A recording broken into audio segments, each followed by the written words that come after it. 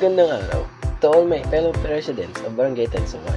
I am Ainan Rowan and I am honored to stand before you today as the president of our new cooperative. For generations, the sea has been our lifeblood. We are a community of hardworking fishing families in Navotas City.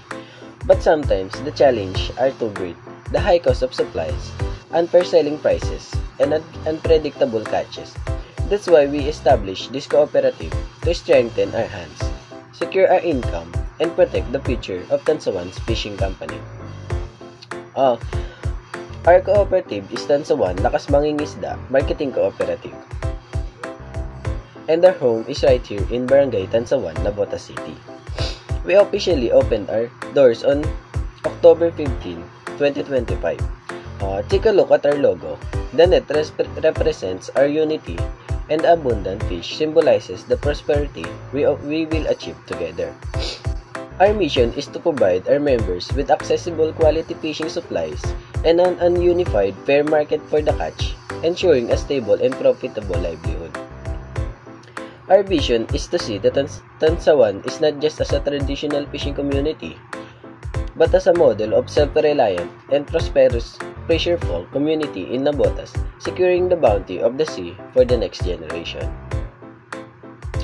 Our objective is for the short term to sign up at least 50% of the active fishermen in Tansawan as members and open our first supply stores within 6 months. For the long term, to invest in a common cold storage facility and a cooperative-owned transport vehicle to directly sell our high-quality fish to major markets, eliminating unnecessary middlemen. So, what will the Lakas Mangingisda Cooperative do for you? We will buy the essential supplies like nets, fuels, and bait in bulk to sell to you, our members, at a much lower and discounted price.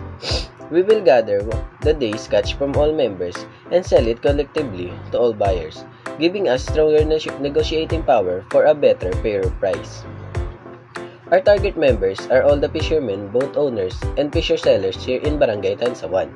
This cooperative will improve our lives by increasing our take-home pay. First, by lowering our expenses on supplies, and second, by getting us better prices for our fish.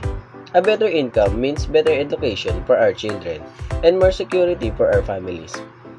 This is how we use what we have to support our families, but together we can do it even better. To all hardworking fisherfolk and residents of Tansawan, I invite you to join us, to support us. Don't just work for the market, become an owner of a market that works for you. When you join, you are not just a member, you are a co-owner of a better future of a barangay. Let's sail together, our prosperity. Let's build a stronger, more resilient Tansawan. Maraming salamat.